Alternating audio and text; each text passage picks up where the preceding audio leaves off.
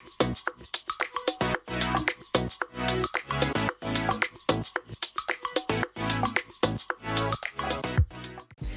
what's up guys? Welcome back to my channel, The Life of MJ. Oh, that eyeliner though. I'm so fucking nervous to do this video, you have no idea. My trusty steed. Look at the fucking lens. As you can see, the scenery has changed. It is currently 10:30 and I am drunk in my room. I'm drunk because it's the only way that I can revisit the things that I'm about to read from this video. So today, I'm doing something that is exposing myself. I'm super nervous about it, but I'm gonna do it anyways because I want that good content.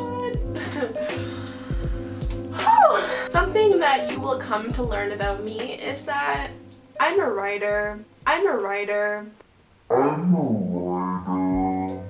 And everyone has to start somewhere, right? So please try not to judge me too much, but I'm about to read you some of my old fan fictions. I was 12 when I first started writing. I was 11 when I first started reading them, and then I thought I'd take a stab at it of my own. I can't believe this came from my brain, because I try to give myself a lot of credit when it comes to writing because everyone has their own rhythm and stuff, but like some of these are just straight up awful. So I'm gonna share that with you while I'm drunk because it's the only way I can stomach doing this video. Which one should I start with? I think I'll start with the one called After the Storm. Jariana love story. The last time I wrote and read this was in 2014, so we're gonna revisit. Let's do chapter 4. I haven't slept in 2 days. Joan went to rent a hotel room to stay in because they said only one person was permitted to see her for several more days. I'm assuming Ariana is in a hospital. I think that's what I wrote about. I think she got in a car accident, obviously, because what's a good fan fiction without a car accident, right? She was in a medical induced coma now, and they were going to wake her up when they found fit. I just sat next to her bed and waiting for my angel to wake up from this hell. Her hair was down instead of in its usual ponytail. I loved her when her hair was down. She just looked so peaceful at the moment. I wonder what she's dreaming about. I wonder if she's dreaming about me. I love you, Ariana, I whispered. 8 days later. That was fast. No need for details or anything, MJ.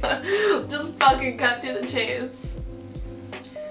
They have been slowly reducing her medication to keep her in a coma, and they say that she should wake up any day now. And now we're in Harry's point of view, because I guess Harry Styles is in this story too. Frankie texted me telling me that she woke up today, and that I could come, so obviously I took the opportunity. Okay, so before we let you in there are some rules. 1. Don't speak too loudly. 2. Do not say anything that will shock her. Shock could be a very dangerous factor at the moment. 3. Do not overwhelm her. I walk into the room and she was holding hands with Justin. I furrowed my eyebrows in confusion, but remembered what the nurse told me.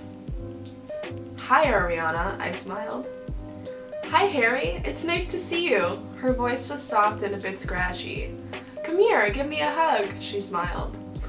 I walked forward with a warm feeling in my heart that she managed to be so happy after everything that just happened. She hugged me tightly, but I hugged her gently in an attempt not to hurt her. I'm glad you came, she whispered before letting go of the hug. She's been doing really well since she woke up, Joan said after hugging me. I also hugged Frankie, but then gave Justin a dirty look. Okay, wait, backstory. I'm pretty sure in this story Justin cheated on Ariana and then, oh right, it's all coming back to me now. Before the car accident, Ariana went on a date with Harry and then she got in a car accident. So now Harry's like mad at Justin because he's taking advantage of her. I don't know if Ariana noticed, but I hope she did. So, you two worked things out, I questioned, directed at Ariana and Justin holding hands. Worked what out? Ariana furrowed her eyebrows and Justin gave me a shut up look. Oh, nothing. I was just thinking about something else, I lied. Hey Justin, can you show me where the gift shop is? I asked. Sure. He agreed and kissed Ariana before leaving with me. What the fuck is going on? And my voice growled in anger. None of your fucking business styles. She doesn't know, does she? She doesn't remember, I said. No, and she's not going to. I finally got her back. She's gonna find out, you fucking moron. You're both famous. It's gonna be everywhere. Wait, does that mean she doesn't remember our date? Yeah, she doesn't remember any of the bad stuff that happened. The last thing she remembers is our trip to Cancun. Oh, so now I'm trying to copy Nicholas Sparks and his story.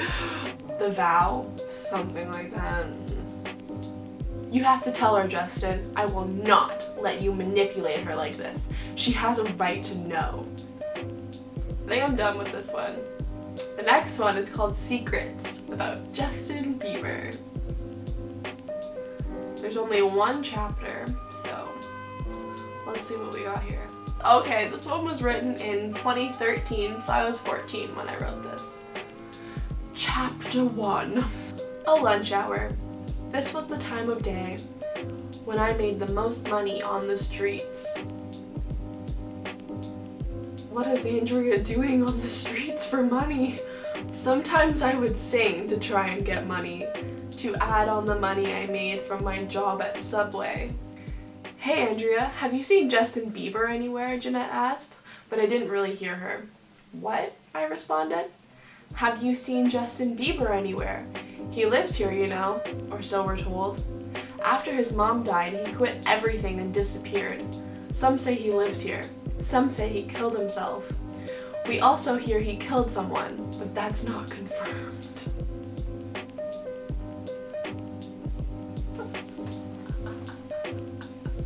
I walked out of my house and took in the fresh, cool air.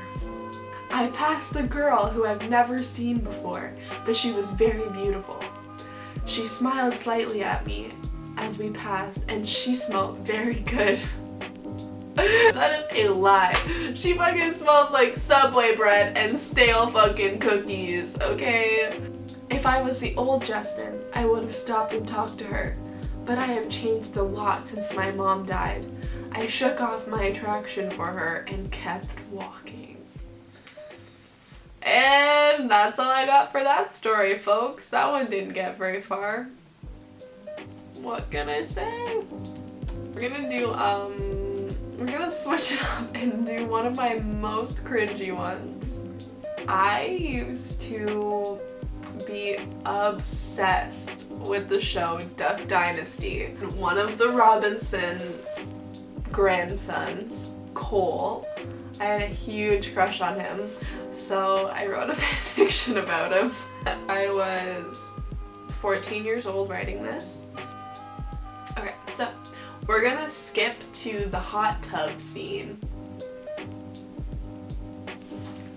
That night, I was at Cole's house and he said that we should go in his hot tub. I'd love to, but I don't have a bathing suit. He then ran upstairs and came back down with a bikini. We walked out into the hot tub and he opened the lid. I looked in and saw a giant dead spider floating around. I screamed right away and clutched onto Cole's neck. It's okay, I'll get it out. He rubbed my back and got the net from the pool. He got it out and threw it over the fence. Sorry, I just really don't like spiders. He got into the hot tub and I didn't go in.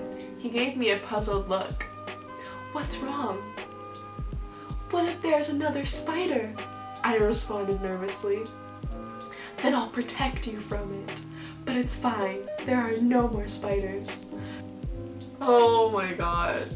Oh my god, these are so cringe. So this one, personally, I think is the worst. It's called Change Me, and it's about James Franco. Let's do chapter 5. Oh, I'm not gonna read the whole chapter because it's long, but okay. So let me ask you this. You're obviously a very attractive person. Why are you coming after me? I've tried to push you away several times, but you keep coming back to me. Why?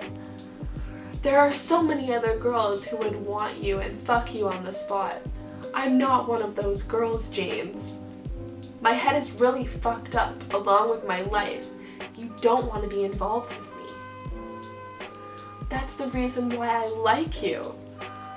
You aren't one of those girls, and I know behind those built-up walls that are trying to block me out is a beautiful soul. You are truly beautiful, Sophia. I mean, look at you. You're barely even wearing any makeup right now, and you're already 100 times more attractive than the girls who do wear makeup. She looked at me and smiled, and we just kept looking at each other for a moment. I feel like you're feeding me horse shit right now. She looked away. How do I know you don't say this to everyone? You don't know that, but you're just gonna have to trust me, I guess, I said, and my phone started ringing. I looked at the caller ID and it was Miranda, the hottest girl from Donnelly High. I've been trying to get with her all summer. Hello? I answered. Oh my god, he answered the phone when she's right next to him? What a jerk. Hey James, you want to come over for a bit? No one's home. Listen, now's not really a great time. Maybe another day. But baby, I want you here now, she whined. I looked over at Sophia and how beautiful she looked. No, I said no. I mentally cringed as I turned her down. Who was that? Oh, just my buddy wanted me to go help him with his truck. She grabbed my phone from my hand and looked at the recent calls. She threw my phone down in the sand and got up. She began to walk away, but I stood up and said, "Wait! I'm sorry! Please stay." What? So you can lie to me more? She turned around. I'm sorry, that was the first lie I've told all night. I grabbed her hand, but she pulled away. Oh, congratulations! Won an award? She spoke sarcastically. Oh, come on. You haven't even seen the sunset yet. It's gonna be so beautiful. I gave her a pouty look. James, take me home. She crossed her arms. I don't like being lied to. Fine, then I pinky promise to tell the full truth, the whole truth, and nothing but the truth. I placed one hand on my heart and stuck my pinky out to pinky promise her. She put her pinky out too. Who was on the phone? Who's Miranda? A girl from Donnelly High that I've been wanting to get with all summer, and she invited me over because she's home alone, but I declined because I'd much rather be here with you watching the sunset. Flattering. She rolled her eyes and sat back down on my jacket. Oh wow, that didn't take much. I guess when you have a face like James Franco's, you can say anything and girls will love you. Can I ask you some questions now? I asked. Go for it. Of course, this is the first question he asks. Are you a virgin? Yeah, she replied. What's the reason you moved here? She hesitated. You don't have to tell me if you're uncomfortable. I placed my hand on her back. No, I'll be okay. I just don't want you to tell anyone. She looked at me. I won't, I promise. My mom left us and my dad wanted a brand new start. I put my arm around her and sat closer to her, bringing her head to rest on my shoulders. I know it sucks having parent problems. My parents kicked me out last year and I've been all alone in an apartment ever since. Really? I'm so sorry to hear that. So, I have another question, I said. Why do you try to block people out of your life? every single person I ever let in my life has hurt me or let me down in some way. I just try to prevent it from happening. Every single person? I said in shock. Yeah, everyone. I'll try not to be another statistic then. That's the end. Alright, okay. Okay, so that is it for today's video. Thank you so much for sitting through that with me and cringing along with me. Mind you, I was younger than 15 when I wrote all of those stories, so they're not the greatest in detail, but honestly, they're not they are kind of the worst. But it's not the worst thing that I've ever wrote. You should see the shit I wrote when I was 12.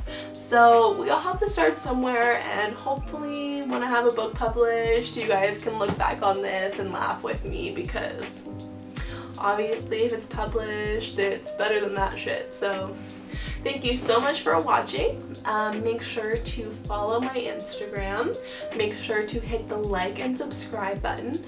I post every Monday around 8 to 9 p.m. and I'm super excited to see you guys next week. Thanks. Love you guys.